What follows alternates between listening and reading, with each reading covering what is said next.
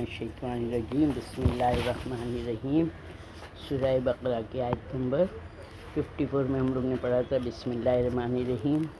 اور وہ وقت بھی یاد کرو جب موسیٰ نے اپنے قوم سے کہا، اے میری قوم، تم نے گوشالہ اختیار کر کے یقیناً اپنے آپ پر ظلم کیا ہے، بس اپنے خالق کی بارگاہ میں توبہ کرو، اپنے لوگوں کو قتل کرو، تمہارے خالق کے نزدیک تمہارے حق میں یہی بہتر ہے، پھر اس نے تمہاری توبہ قبول کر لی، بے شک وہ خوب توبہ قبول کرنے والا مہربان ہے۔ یہاں پر لفظ باری بھی آیا ہے، خالق کی طرح باری بھی ہے، اور اس کا روٹ ورڈ ہے بیرے الف یعنی برا۔ اب یہاں پر برا کے مطلب آتا ہے بیماری سے صحت مند ہونا، یعنی اللہ جیسے چیزوں کا خالق ہے ایسے وہ باری بھی ہے۔ جیسے کہ آتا ہے خالق اور باری میں کیا فرق ہے؟ باری صرف اللہ تعالیٰ کے لیے استعمال ہوتا ہے، یہ لفظ ہر چیز کے لیے نہیں بلکہ جاندار چیزوں کی خلقت کے لیے استعمال ہوتا ہے۔ خالق الخلق و بارئ النسمات، یعنی یہ اس مقام پر بولا جاتا ہے جہاں ان دقیق رموز کی طرف اشارہ کرنا ہمارا مقصد ہو، جن کا احاطہ صرف عالم الغیب یعنی اللہ ہی کر سکتا ہے۔ یعنی یہاں پر یہ باری کے استعمال سے یہ بہت اہم اشارہ ملتا ہے کہ جانور کو خدا بنانے والے کتنے بے وقوف ہیں، احمق ہیں، انہیں اپنے اللہ کے حضور میں، خالق کے حضور میں توبہ کرنا چاہیے۔ اس نے انہیں احسن و تقویم پر خلق فرمایا۔ یعنی یہاں پر جو بچھڑے کی پوجا کی ہے یہ شرک باللہ ہے، یہ سمجھ لو توحید سے کا رد کرنا ہے۔ شرک جو ہے وہ توحید کی اہانت ہے، عہد شکنی ہے، اس لیے اس کی سزا بھی جیسا جرم ہے، جتنا سنگین جرم ہے اتنی شدت کے مطابق اس کی سزا ہوتی ہے۔ تو یہاں پر اللہ نے کیا کیا؟ بت پرستوں کو اپنے ہی رشتہ داروں کے ہاتھوں قتل کرایا، یعنی جن لوگوں نے بت پرستی نہیں کی تھی یعنی بچھڑے کی پوجا نہیں کی تھی، انہی لوگوں سے ان کے رشتہ داروں کو قتل کروایا۔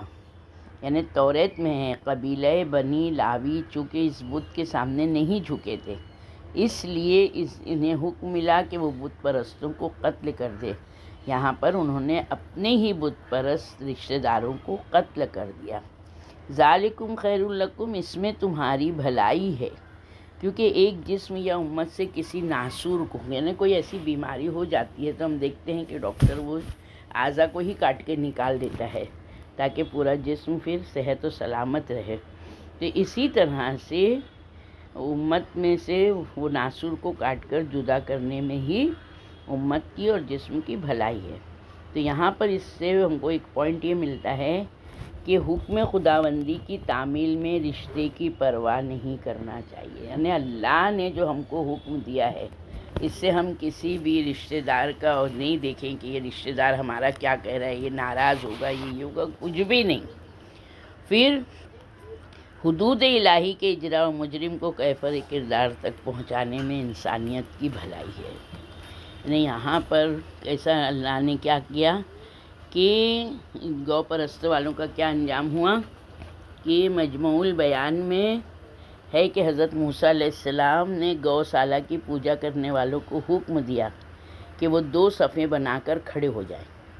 انہوں نے غسل کیا، کفن پہن کر صفیں بنا کر کھڑے ہو گئے۔ حضرت ہارون علیہ السلام 12,000 افراد لے کر آئے جنہوں نے گوشالہ کی پوجا نہیں کی تھی، ان کے ہاتھوں میں چمکتی ہوئی تلواریں تھیں، انہوں نے ان کا قتل عام شروع کیا۔ جب 70,000 افراد قتل ہو گئے تو اللہ تعالیٰ نے باقی گنہگاروں کی توبہ قبول کر لی۔ مقتولین کے قتل کو ان کے لیے شہادت کا درجہ دیا ہے۔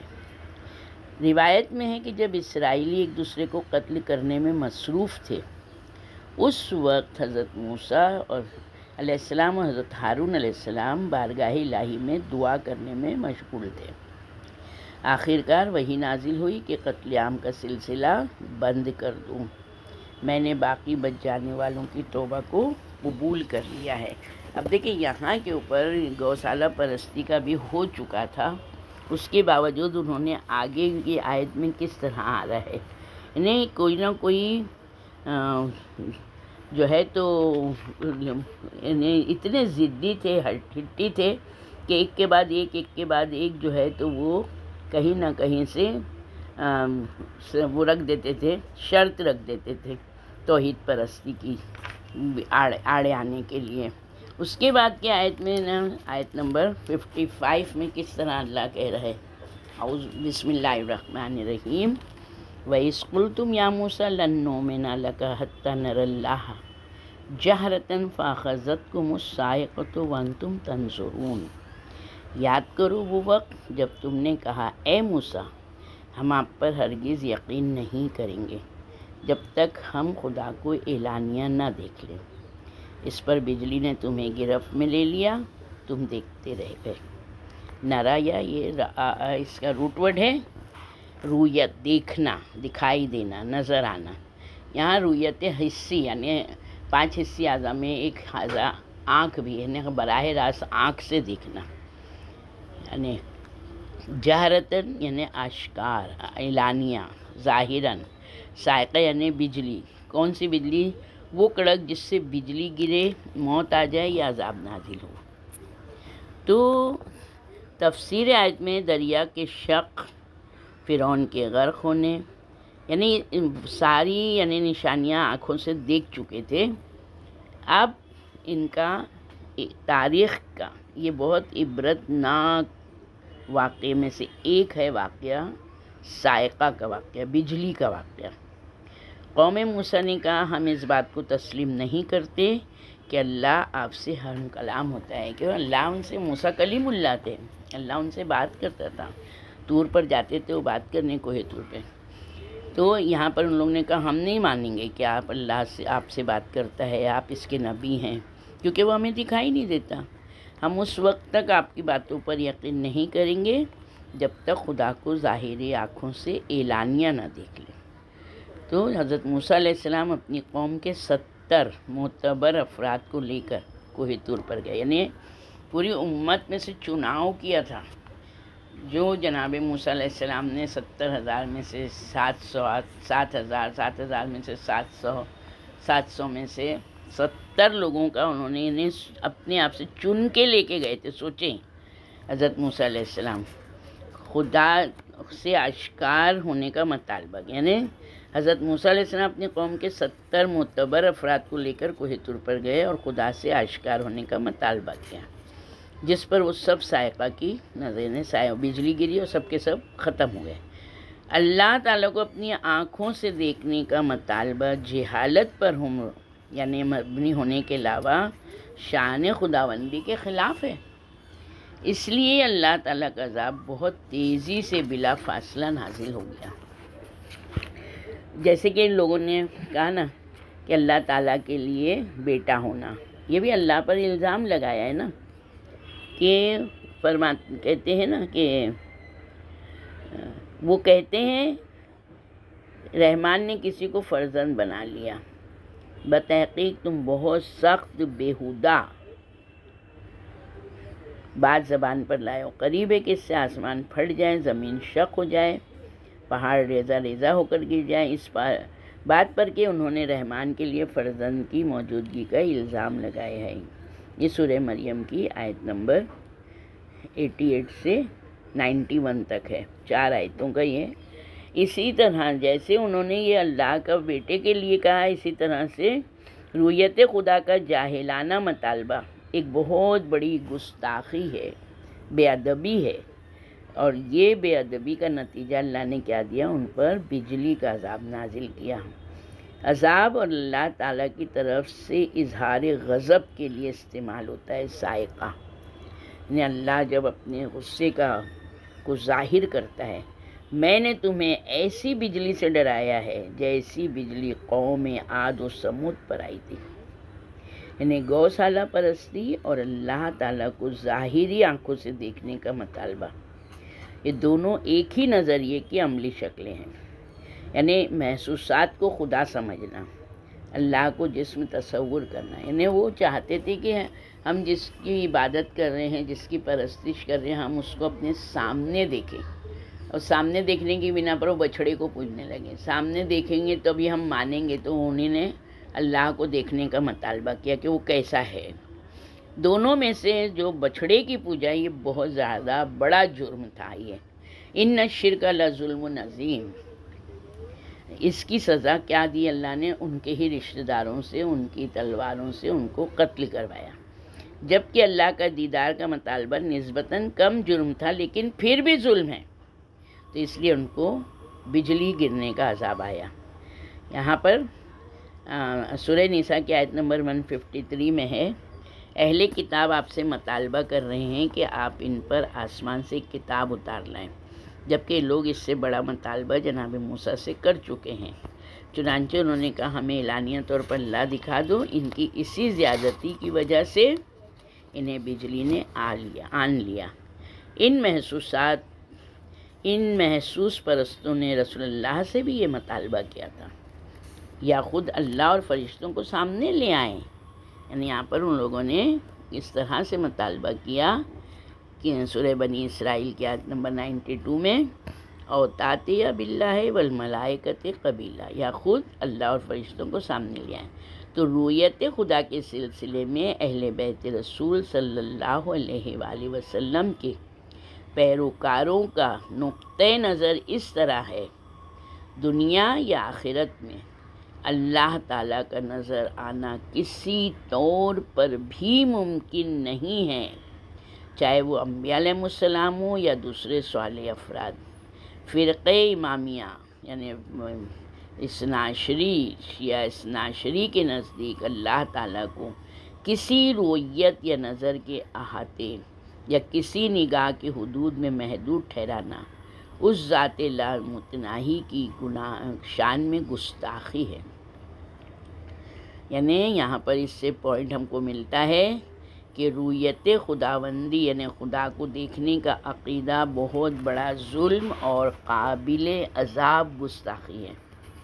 پھر دوسرا پوائنٹ یہ ہے کہ دیکھنے یعنی رویت کا مطالبہ یعنی خدا کو دیکھنے کی طلب مادہ پرستی کی دلیل ہے. ایمان بالغیب یعنی جو غیب پر ایمان لاتے ہیں اس کے خلاف ہے، اس کے علاوہ ہے، اس کے برعکس ہے.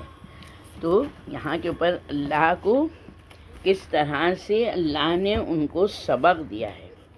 رویت خداوندی پر اصرار کرنے والوں کا انجام.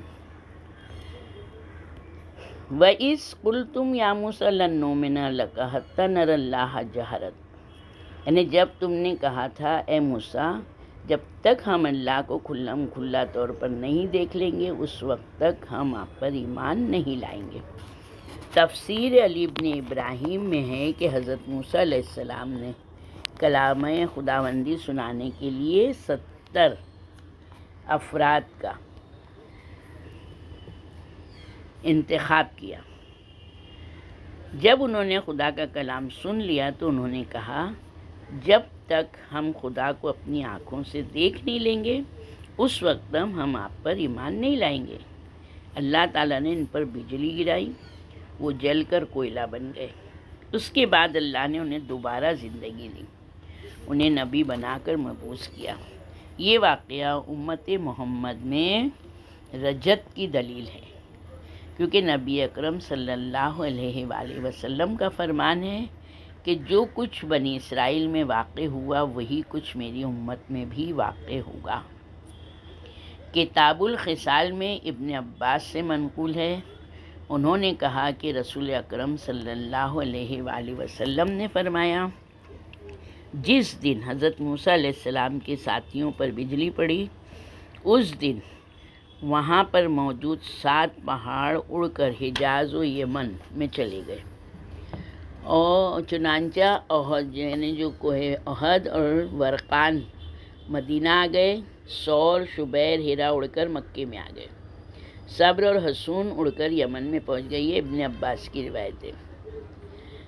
اب ہم لوگ دیکھتے ہیں کہ یہ جو آیت کے بارے میں سورہ اعراف اور سورہ انفال میں بھی کچھ دیا گیا ہے کہ کیسے انہوں نے مطالبہ کیا اور اللہ نے کس طرح سے ان پر عذاب نازل کیا۔ سورہ اعراف کی آیت میں ہے، 142 میں ہے۔ پھر ہم لوگ یہ جب کریں گے سورہ اعراف کی تو ہم اس کو پھر یہاں سے مائنس کر سکتے ہیں۔ تو تفسیر یعنی یہاں کے اوپر خواہش دیدار، یعنی موسیٰ نے کہا کہ پروردگار مجھے اپنا دیدار کرا، میں تجھے دیکھنا چاہتا ہوں۔ خدا نے کہا تو مجھے ہرگز نہیں دیکھ سکے گا، ہاں ذرا پہاڑ کی طرف دیکھ، اگر وہ اپنی جگہ پر قائم رہ گیا تو مجھے دیکھ لے گا۔ چنانچہ جب اس کے رب نے پہاڑ پر تجلی کی، اسے ریزہ ریزہ کر دیا، موسیٰ غش کھا کر گر پڑا۔ جب ہوش آیا تو انہوں نے کہا تیری ذات پاک ہے، میں تیری بارگاہ میں توبہ کرتا ہوں، سب سے پہلے ایمان لانے والا میں ہوں۔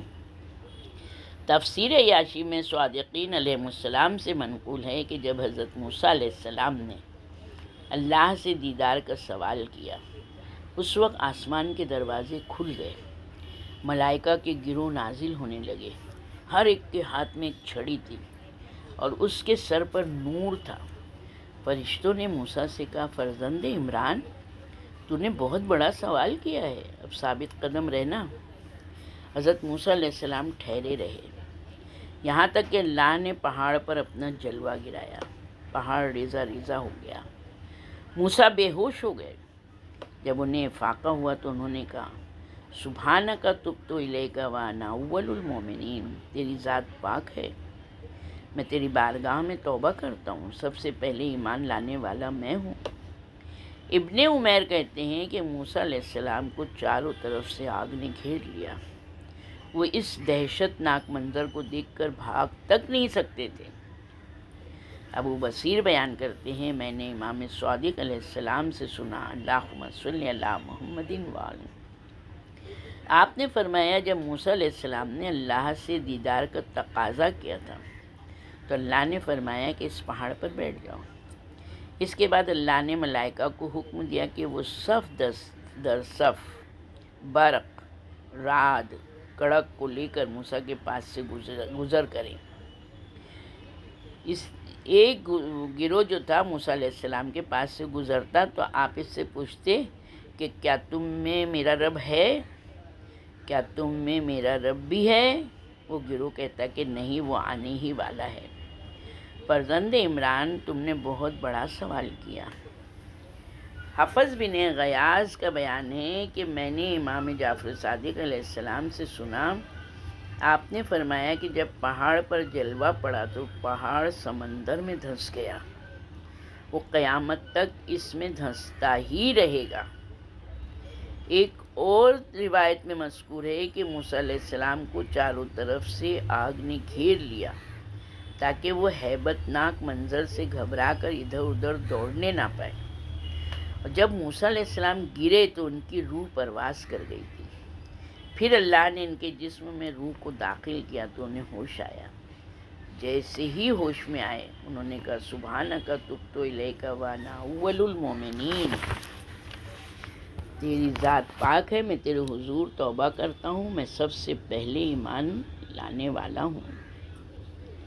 بصائر الدرجات میں امام جعفر صادق علیہ السلام سے ہے مروی ہے، آپ نے فرمایا آغاز تخلیق کے وقت اللہ نے کروبیین کو پیدا کیا اور وہ ہمارے شیعہ ہیں۔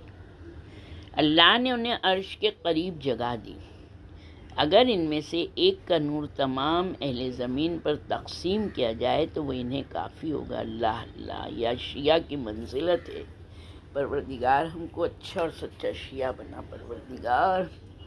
پھر آپ نے فرمایا جب موسیٰ علیہ السلام نے خدا سے دیدار کی درخواست کی تھی تو اللہ تعالیٰ نے ایک کروبی کو حکم دیا تھا، اس نے پہاڑ پر اپنا جلوہ گرایا تھا جس سے پہاڑ ریزہ ریزہ ہو گیا تھا۔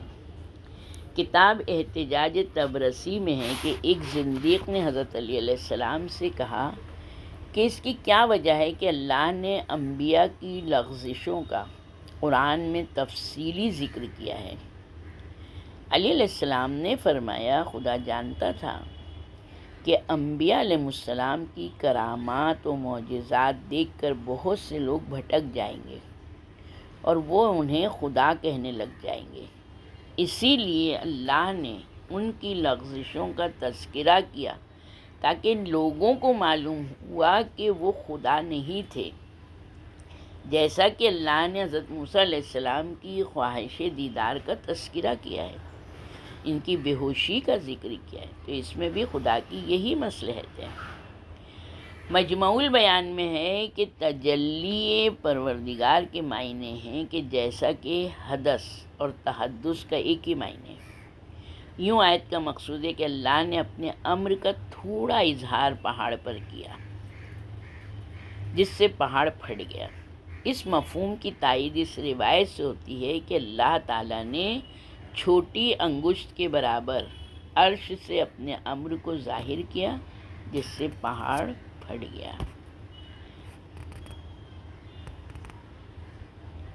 پہاڑ یہاں پر دیا ہے، یہ قول جو ہے تو ضعیف مانا گیا ہے۔ نبی اکرم صلی اللہ علیہ وآلہ وسلم نے فرمایا کہ نہیں، یہ قول ضعیف یہ مانا گیا ہے کہ پہاڑ 6 حصوں میں بٹا، 3 حصے مکے میں آئے، 3 حصے مدینے میں۔ مدینے میں جو پہاڑ ہے احد، ورقان، رضوہ، مکے میں تھے، یعنی مدینے میں یہ 3 پہاڑ تھے، احد، ورقان اور رضوہ، اور مکے میں جو تھے وہ سور، شبیر اور ہیرا۔ موسیٰ علیہ السلام کے اس قول کی تائید یعنی میں بتاتے ہیں نبی اکرم صلی اللہ علیہ وسلم کہ انہوں نے کیوں کہا، اور انا اول المومنین کا مفہوم یہ ہے کہ میں سب سے پہلے اس بات کی تائید و تقدیس کرتا ہوں کہ تو غیر مرئی ہے، تیرا دیکھنا محال ہے۔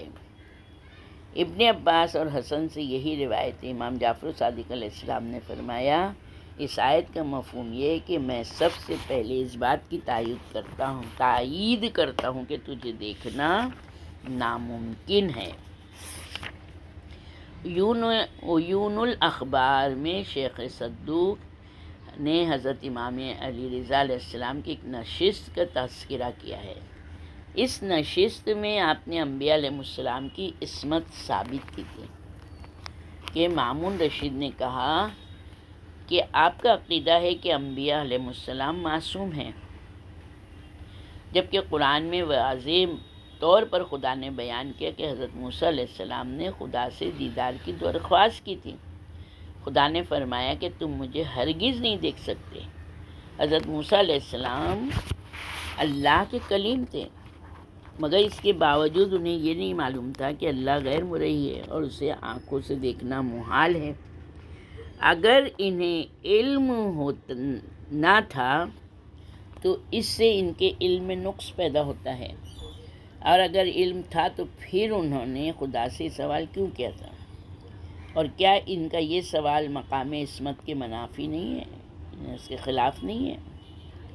امام رضا علیہ السلام نے فرمایا حضرت موسیٰ بن عمران جانتے تھے کہ خدا رویت سے بلند و بالا ہے۔ بات یہ ہے کہ جب اللہ نے ان سے کلام کیا، انہیں اپنا مقرب بنایا، ان سے رازدارانہ گفتگو کی، تو آپ نے اپنی قوم سے کہا کہ خدا نے مجھ سے کلام کیا ہے، مجھے اپنا مقرب بنایا، مجھ سے رازدارانہ گفتگو کی ہے۔ ان کی قوم نے کہا جب تک ہم آپ کی طرح سے خدا کا کلام سن نہیں لیں گے اس وقت تک ہم آپ کی تصدیق نہیں کریں گے۔ اس وقت آپ کی قوم کی تعداد 7 لاکھ تھی۔ آپ نے ان میں سے 70,000 کا انتخاب کیا۔ آپ سوچیں، 7 لاکھ میں سے 70,000 کا انتخاب کیا، 70,000 میں سے 700 کا انتخاب کیا، پھر 700 میں سے 70 افراد کا انتخاب کیا۔ انہیں اپنے ساتھ لے کر طور سینات کی طرف آئے، انہیں پہاڑ کے دامن میں کھڑا کیا، خود پہاڑ پر تشریف لے گئے۔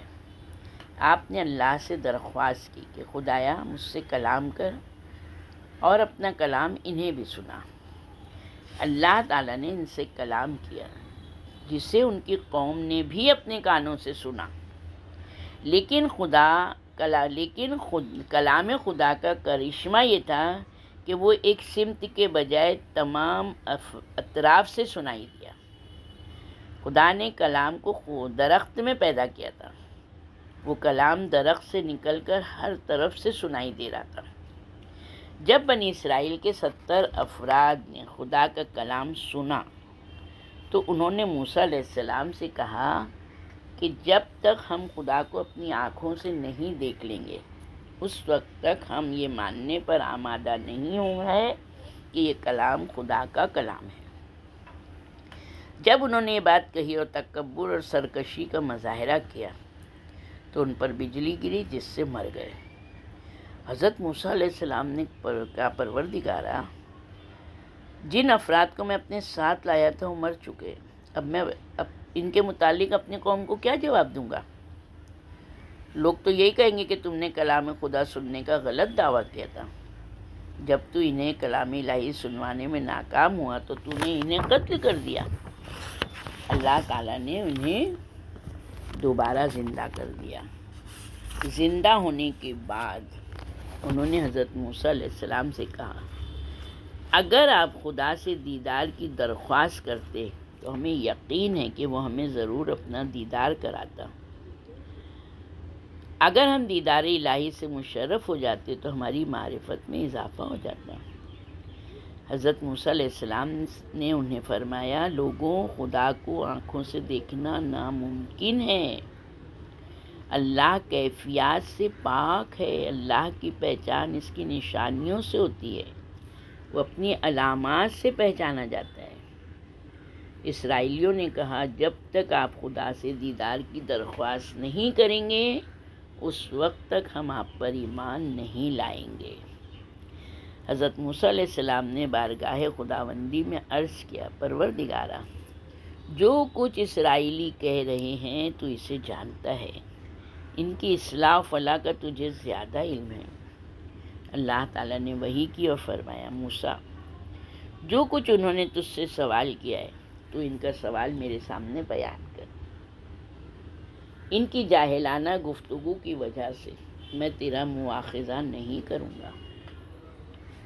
اس وقت حضرت موسیٰ علیہ السلام نے بارگاہ خداوندی میں عرض کی، خدایا، مجھے اپنا دیدار کرا۔ خدا نے کہا، تو مجھے ہرگز نہیں دیکھ سکے گا، لیکن پہاڑ کی طرف دیکھ، اگر یہ اپنی جگہ پر قائم رہا تو عنقریب تو مجھے دیکھ لے گا۔ پھر خدا نے اپنی ایک آیت کا پہاڑ پر جلوہ گرایا جس کی وجہ سے پہاڑ ریزہ ریزہ ہو گیا۔ موسیٰ علیہ السلام بے ہوش ہو کر گر پڑے۔ جب ہوش میں آئے تو کہا، سبحانک تبت الیک، تو پاک و منزہ ہے۔ اب میں اپنی قوم کی جہالت کو چھوڑ کر اپنی معرفت کی طرف رجوع کر رہا ہوں۔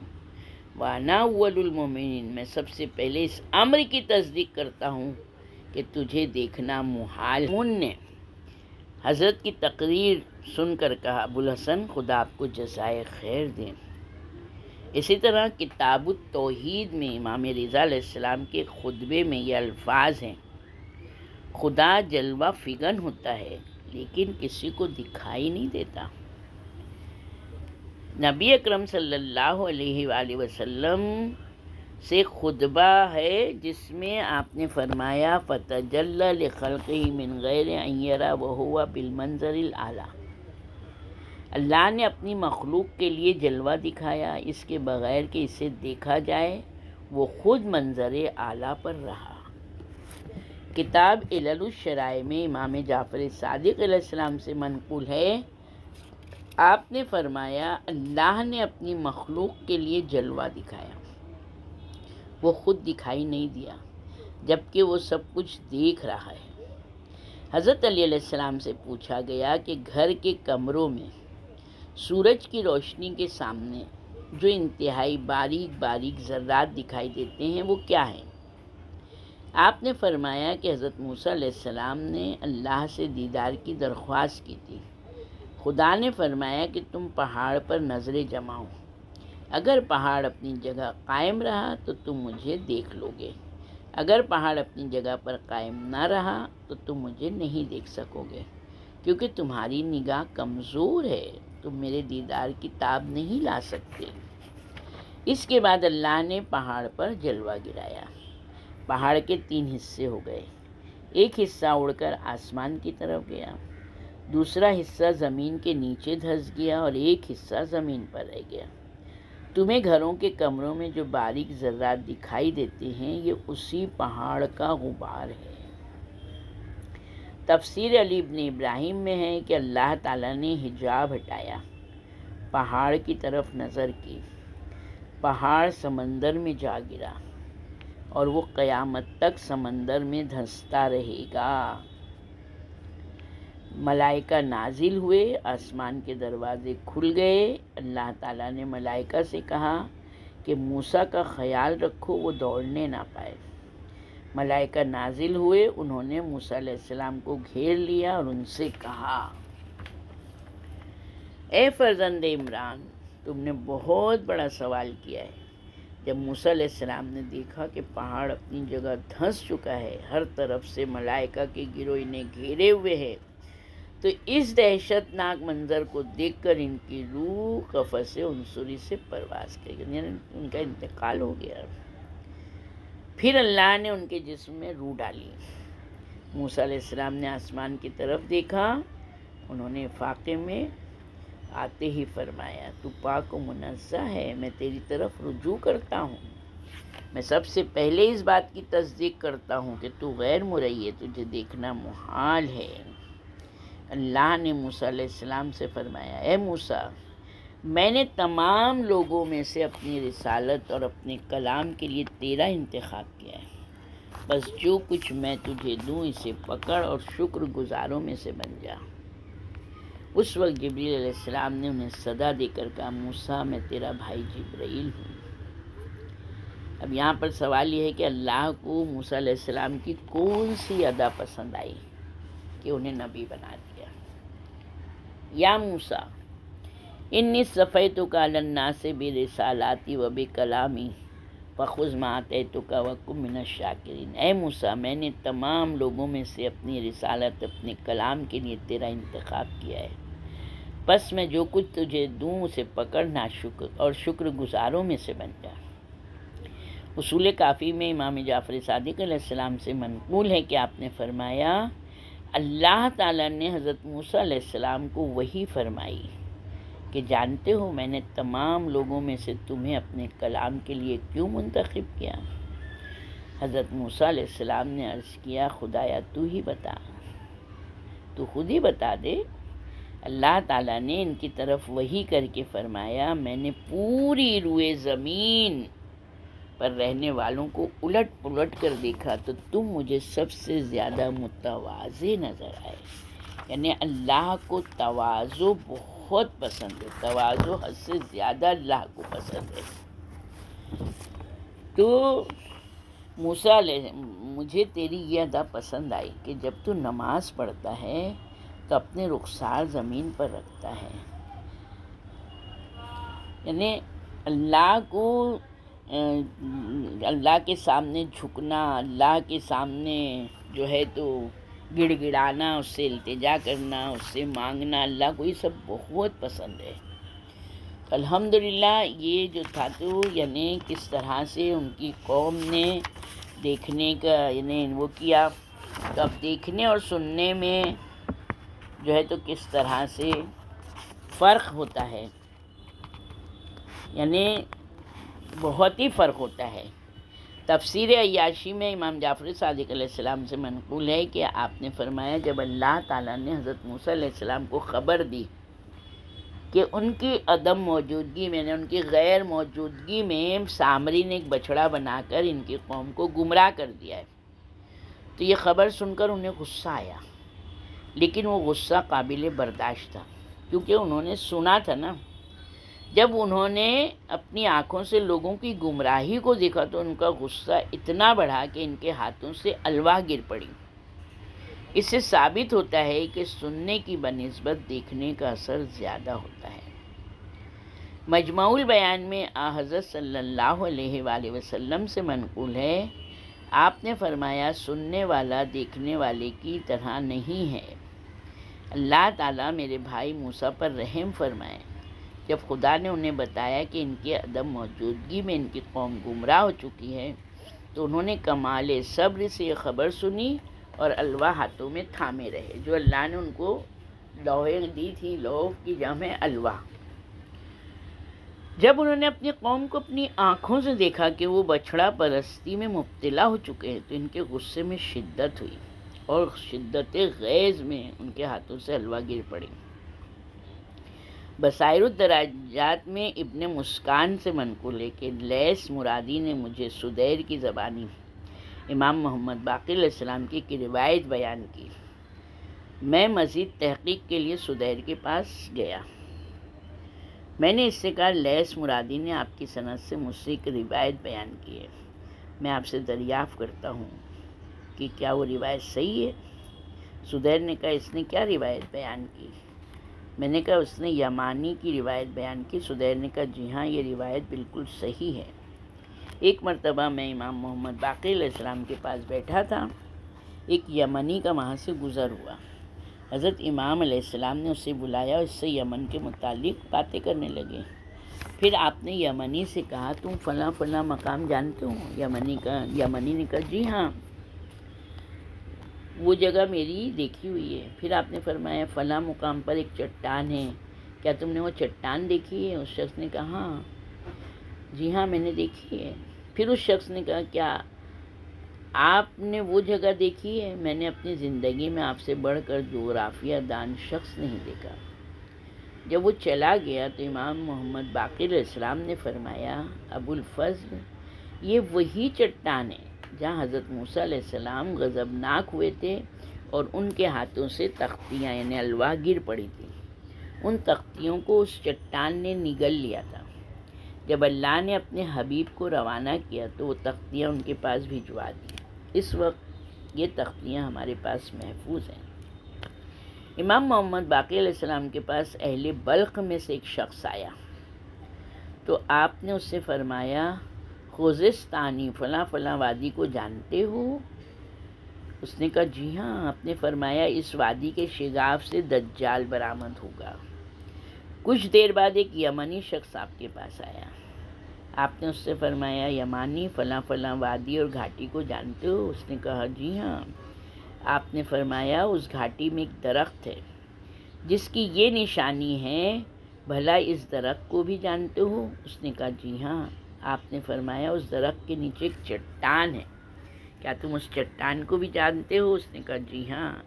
آپ نے فرمایا اسی چٹان میں الواح موسیٰ مدت دراز تک محمد مصطفیٰ صلی اللہ علیہ وآلہ وسلم کے لیے محفوظ رہیں۔